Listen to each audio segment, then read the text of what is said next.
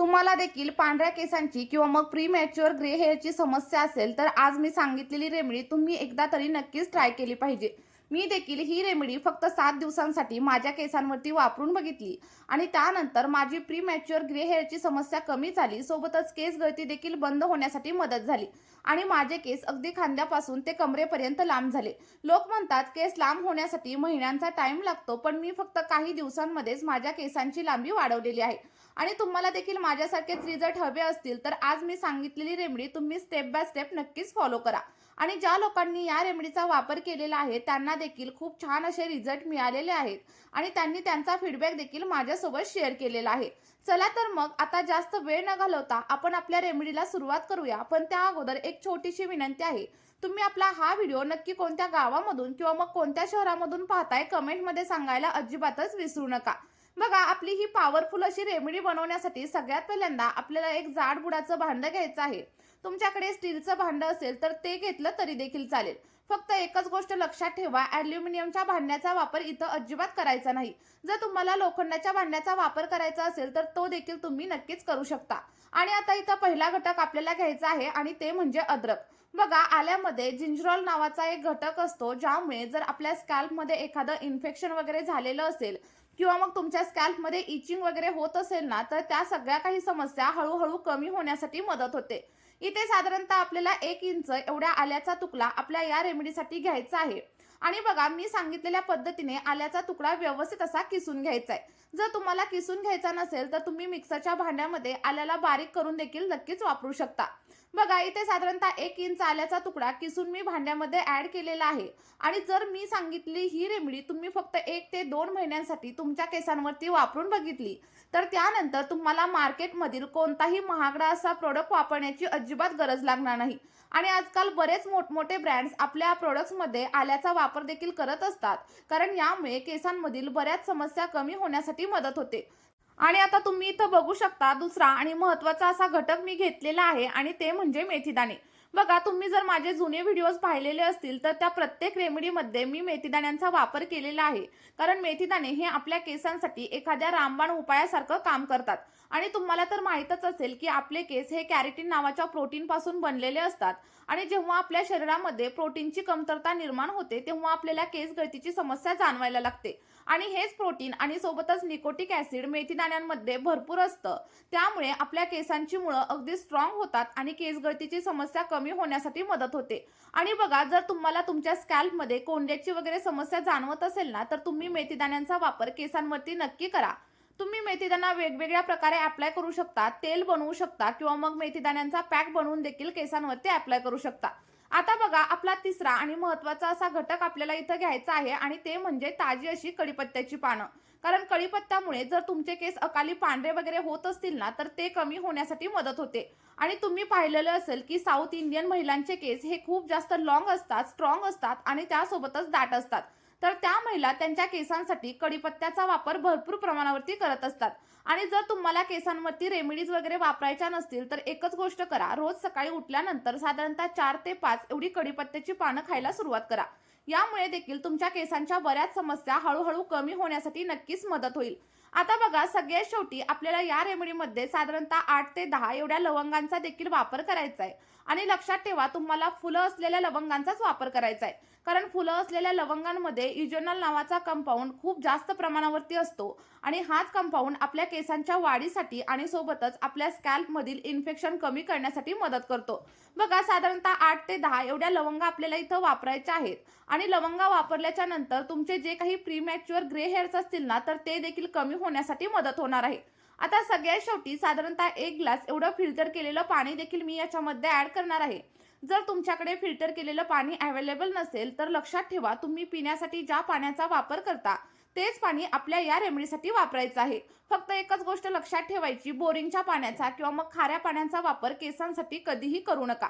आता सगळं काही मिश्रण आपल्याला गॅसवरती ठेवायचं आहे आणि त्यानंतर अगदी लो फ्लेमवरती किंवा मग मीडियम फ्लेमवरती व्यवस्थित असं बॉईल करून घ्यायचंय.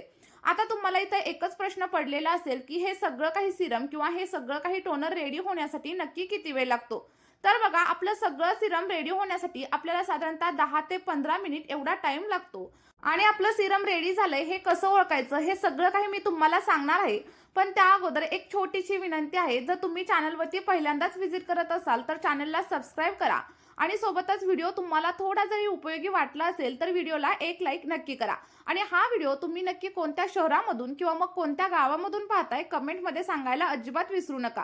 तर बघा, जेव्हा आपल्या पाण्याचा कलर हळूहळू चेंज होईल म्हणजे पाण्याचा कलर डार्क होईल आणि समजा तुम्ही एक ग्लास पाणी घेतलेलं असेल आणि ते अर्धं होईल, तेव्हा समजायचं आपलं सगळं काही सिरम इथं रेडी झालंय. तर तुम्ही इथं बघू शकता आपलं जे काही पाणी आहे ते व्यवस्थित असं बॉईल झालंय आणि त्यासोबतच पाण्याचा कलर देखील अगदी डार्क होण्यासाठी सुरुवात झालीये. आणि बघा, पाण्याचा कलर थोडासा डार्क झाल्यानंतर सगळ्यात शेवटी आपल्याला याच्यामध्ये 1 चमचा एवढा चहा पावडर देखील वापरायची आहे. आणि चहा पावडर जेवढी आपल्या आरोग्यासाठी हानिकारक असते तेवढीच आपल्या केसांसाठी फायदेशीर असते. यामुळे आपल्या केसांवरती एक नैसर्गिक चमक येण्यासाठी मदत होते आणि त्यासोबतच जसं की मी सांगितलं, तुम्हाला प्री मॅच्युअर ग्रे हेअरची वगैरे समस्या असेल ना तर ती देखील कमी होण्यासाठी मदत होते. बघा, बरेच लोक काय करतात, मेहंदीमध्ये चहा पावडर ऍड करून ती केसांवरती अप्लाय करतात आणि असं केल्यामुळे आपल्या केसांवरती आणखी जास्त डार्क रंग येण्यासाठी मदत होते. जर तुम्ही ही प्रोसेस वापरत नसाल तर एकदा मेहंदीमध्ये चहा पावडर ऍड करून केसांवरती अप्लाय करायला सुरुवात करा. बघा, तुम्हाला देखील तुमच्या केसांवरती खूप छान असे रिझल्ट मिळतील. आणि जर केस खूप जास्त ड्राय असतील, फ्रिजी असतील तर त्यामध्ये देखील नैसर्गिक चमक येण्यासाठी मदत होईल. इथे तुम्ही बघू शकता साधारणतः 10 ते 12 मिनिटं झालेली आहेत आणि आपलं सगळं काही टोनर अगदी इथं रेडी झालेलं आहे. जेव्हा तुम्हाला वाटेल की आपलं टोनर रेडी झाले तेव्हा काय करायचं, गॅसची फ्लेम पूर्णपणे बंद करायची आणि जर तुमच्याकडे टाइम असेल तर तुम्ही हे सगळं काही सिरम झाकून अगदी 15 ते 20 मिनिटांसाठी असंच ठेवून देऊ शकता. आणि जर तुमच्याकडे टाइम नसेल तर तुम्हाला काय करायचंय, गरम असतानाच सगळं काही सिरम व्यवस्थित असं गाळून घ्यायचंय. फक्त एकच गोष्ट लक्षात ठेवायची, गरम असताना कोणतीही गोष्ट आपल्या केसांवरती अजिबात अप्लाय करायची नाही. कारण गरम गोष्टींचा वापर जर आपण केसांवरती केला तर केस आणखी जास्त प्रमाणावरती ड्राय होतात, फ्रिजी होतात आणि तुम्हाला केस गळतीची समस्या देखील जाणवायला लागेल. बघा, इथे गरम असतानाच मी सगळं काही सिरम गाळून घेतलंय. तुम्ही देखील गरम असताना गाळून घेऊ शकता किंवा मग थंड झाल्यावरती देखील गाळू शकता. आता हे रेडी झालेलं सिरम केसांवरती अप्लाय करण्याच्या 2 वेगवेगळ्या पद्धती मी आज तुमच्यासोबत शेअर करणार आहे. जी पद्धत तुम्हाला योग्य वाटेल तिचा वापर तुम्ही तुमच्या केसांसाठी नक्कीच करू शकता. आता बघा, जे काही सिरम आपलं इथं रेडी झाले ते किती जास्त डार्क कलरचा आहे आणि हाच कलर तुमच्या केसांवरती एक नैसर्गिक चमक आणण्यासाठी मदत करणार आहे. आता बघा, हे रेडी झालेलं आपलं आयुर्वेदिक असं सिरम तुम्ही असं देखील तुमच्या केसांवरती नक्कीच अप्लाय करू शकता. यासाठी तुम्हाला काय करायचंय, एखादी स्प्रे बॉटल घ्यायची, त्यामध्ये सगळं काही सिरम ट्रान्सफर करायचं आणि केसांच्या मुळांवरती स्प्रे करायचं. केसांच्या मुळांवरती अप्लाय केल्याच्या नंतर हलक्या हाताने मसाज करायचा आणि त्यानंतर संपूर्ण केसांवरती अप्लाय करायचं. बघा, अप्लाय करून झाल्याच्या नंतर कमीत कमी 2 तास तुम्हाला हे सिरम तुमच्या केसांवरती तसंच ठेवायचं आहे आणि त्यानंतर अगदी माइल्ड शॅम्पूने म्हणजेच केमिकल फ्री शॅम्पूने तुम्ही हेअर वॉश करू शकता. आणि हेअर वॉश करताना देखील एक गोष्ट लक्षात ठेवायची, तुम्हाला काय करायचंय, डायरेक्टली शॅम्पू केसांवरती अप्लाय करायचा नाही, तर थोड्याशा पाण्यामध्ये डायल्यूट करायचा आणि त्यानंतर केसांवरती अप्लाय करायला सुरुवात करायची. आता ही झाली पहिली पद्धत. आता मी तुम्हाला दुसरी पद्धत सांगते. तर दुसऱ्या पद्धतीमध्ये तुम्हाला काय करायचंय, जे काही सिरम तुम्ही रेडी केले त्याचे साधारणतः 5 ते 6 चमचे एका सेपरेट बाउलमध्ये काढून घ्यायचे आहेत. आता बघा, मी इथं साधारणतः 4 ते 5 चमचे एवढं सिरम एका बाउलमध्ये काढलेलं आहे आणि याच्यामध्ये आपल्याला बघा साधारणतः 1 चमचा एवढी हिना पावडर म्हणजेच मेहंदी पावडर ऍड करायची आहे. जर तुम्हाला तुमच्या केसांवरती बर्गंडी कलर हवा असेल तर तुम्ही याच्यामध्ये हिना पावडर किंवा मग मेहंदी पावडर ऍड करू शकता. आणि जर तुमचे केस पांढरे असतील ना तर तुम्ही याच्यामध्ये आवळा पावडर किंवा मग शिकाकाई पावडरचा वापर करू शकता. पण माझे केस अजिबात पांढरे वगैरे नाहीयेत, मला केसांवरती नॅचरल असा ब्राऊन कलर हवाय, त्यामुळे मी इथं मेहंदीचा वापर केलेला आहे. बघा, मेहंदी ऍड केल्याच्या नंतर व्यवस्थित असं मिक्स करून घ्या आणि त्यानंतर आपला हा तयार झालेला पॅक आपल्या केसांवरती अप्लाय करायचा आहे. आठवड्यातून एकदा किंवा मग 15 दिवसातून एक वेळा हा पॅक तुम्ही तुमच्या केसांवरती नक्की वापरून बघा आणि त्यानंतर तुम्हाला जे काही रिझल्ट भेटतील ते कमेंटमध्ये शेअर करायला अजिबात विसरू नका. आणि आपल्या या रेमेडीची सर्वात खास गोष्ट म्हणजे ही रेमेडी तुम्ही अगदी लहान मुलांसाठी देखील नक्की वापरू शकता, कारण आपण याच्यामध्ये कोणत्याही प्रकारच्या केमिकलचा वगैरे वापर अजिबात केलेला नाहीये.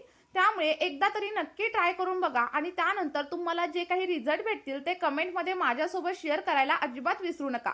आणि यामधील एखाद्याही गोष्टीची तुम्हाला ॲलर्जी असेल तर एकदा पॅच टेस्ट करा आणि त्यानंतरच केसांवरती अप्लाय करायला सुरुवात करा. बघा, इथं पॅक रेडी झालाय. हा पॅक तुम्ही हातांच्या बोटांच्या साहाय्याने किंवा मग एखाद्या ब्रशच्या साहाय्याने तुमच्या केसांवरती अप्लाय करू शकता.